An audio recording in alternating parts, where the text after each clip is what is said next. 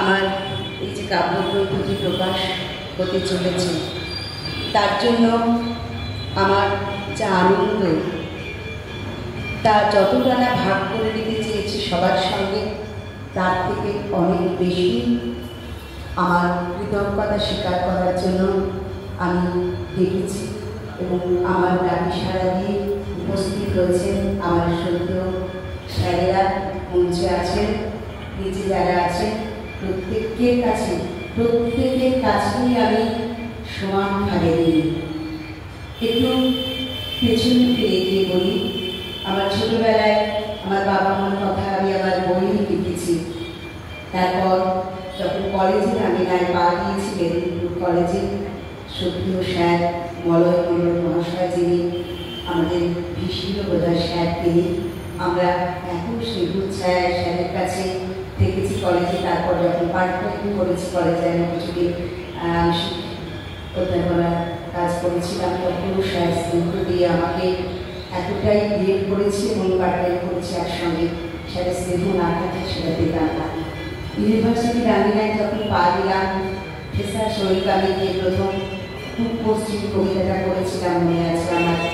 Sir সুশান্তবাবু যিনি উপাচার্য সম্মাননীয়, তাকে আমি যতটা উপাচার্য হয়ে খুব ভীষণ খুশি হয়েছি। যদি প্রথম লায়ক আলী খান স্যার আমাকে মেসেঞ্জারে লিখেছিলেন তোমার স্যার তো ভীষণ হয়েছেন, খুশি হচ্ছে, আমরা স্যার ভীষণ খুশি। তার থেকেও বড় কথা, স্যারের যে সংস্কৃতি মনস্ক তার যে পরিচয় আমি পেয়েছিলাম, গ্রাম থেকে উঠে আসা একটি মেয়ে, তাকে তিনি যে শিল্পের বাঙালি তার সংস্কৃতি চর্চাকে তিনি উস্কে দিয়েছিলেন। সেই কারণেই আজকে আমি স্যারকে আমার বোধনের জন্য এখানে ডেকেছি। উপাচার্যের সম্মানে তিনি সবসময় সম্মানিত, কিন্তু তিনি আমার কাছে স্যার। আমরা তারপর পণ্ডিচেরি বেড়াতে যাচ্ছিলাম স্যারের সঙ্গে দীর্ঘদিন। স্যার ট্রেনের কামরায় বসে জিজ্ঞেস করেছিলেন প্রিয় উপন্যাসটা, আমার খুব মনে আছে, তখন দেশে গর্ভধারিণী করছিলাম, বলেছিলাম।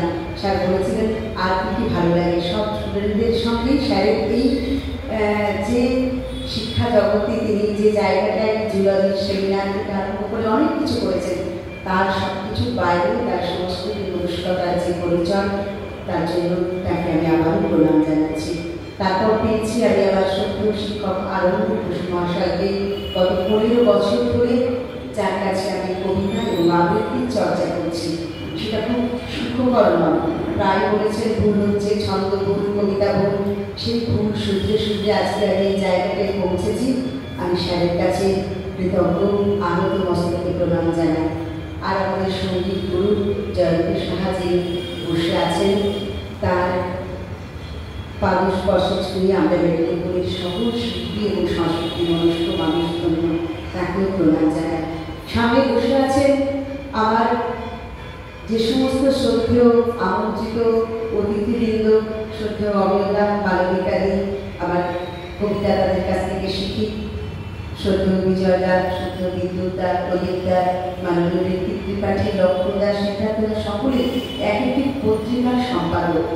এই পত্রিকায় আমার অলিখিত যে কবিতাগুলোকে প্রথম আমি পত্রিকায় তারা আমার কাছ থেকে চেয়ে নিয়েছেন, সেগুলো প্রকাশ করেছে। সেই সাহস থেকে আজকে আবার সেই কবিতাগুলো একটি কাব্যগ্রন্থ সংকলনের সাহস আমি পেয়েছি। আর যারা সামনে বসে আছেন, প্রদীপদা, আমি বলতাম আমি একদম কবিতা লিখতে পারি না ছন্দে, বললেন হ্যাঁ লেখো লেখো, ঠিক পারবে। বিদ্যুৎদা, আমি ছড়া পারি না, ঠিক পারবে, দেখো হয়ে যাবে। ঋত্বিক ত্রিপাঠী তিনি বসে আছেন, জলরচ্ছিতে অনেক মুক্ত গদ্য আমাকে দিয়ে লিখিয়ে নিয়েছেন।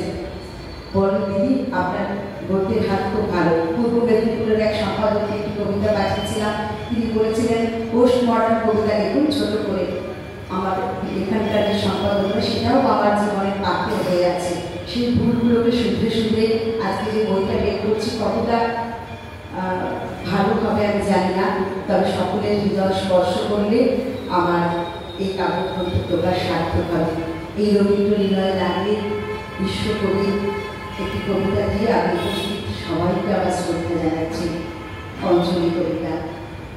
এই তীর্থ দেবতার ধরনের মন্দির প্রাঙ্গণে যে পূজার পুষ্পাঞ্জলি সাজাইল সযত্ন চয়নে, ছায়ারূপের সেই সায়জন যে পূর্ণ প্রণামখানে মোর সারা জীবনে তলে রঙের ভাম বাড়ি জানাই রাখলে আরো সন্ধ্যা দীপ মুখে সে আবার মেরে দাও তোমারই সবার সম্মুখে। হে মোর অতিথি যত তোমরা এসেছো জীবনে, কেহ রাতে কেহ রাতে বসন্তে শ্রাবণ বৈশাখে। কারো হাতে বীণা ছিল, কেহ বা ভিতরে বসিখা এটি ছিল নৌকায়। দ্বার খুলে দুরন্ত ছবিকা বার বার এনেছ প্রাঙ্গণে। যখন দিয়েছ চলে দেহ তার পদচিহ্ন রেখে গেছ মোর দেহতারে। আমার দেবতা নিল তোমারই সকলের নাম, রহিল পূজার মন তোমাদের সবার নাম। আরেকটি কথা, আমার ছেলে আর আমি নেই, আমার কবিতার সর্বপ্রথম পাঠক, ওদের কথা না বললেই নয়। আমি কিছু কবিতা লিখে যখন স্যারকে পাঠাই, এখানে ভুল হয়েছে, এই ছন্দে ভুল বলেন, ভয় ভয় পাঠাই না যে কবিতাগুলো আমি, উনি আমাকে শুনতে দেন আমার সব কিছুই। তারপরে হাজব্যান্ড তিনি একদমই মঞ্চের আড়ালে অনেক দূরে থাকেন, তারপরে শোনাতে যায়, না শুনে বলেন হ্যাঁ হ্যাঁ ঠিক আছে, তখন বুঝতে পারি শোনেনি। তখন ছেলে মেয়েকে গিয়ে বলি যে কবিতাগুলো অনেক সময় এমন কবিতাও লিখি যেগুলো প্রকাশের যোগ্য নয়, একেবারেই দেওয়ার পাতে দেওয়ার মতো নয়, কিন্তু আমার ছেলে মেয়ে বলে হ্যাঁ মা খুব ভালো হয়েছে। ওরাই আমার এই কাব্য সৃষ্টির উৎসব বাড়িতে থেকে, ওদের জন্য আমি আর কি বলবো, ওদের জন্য আমার ভালোবাসা।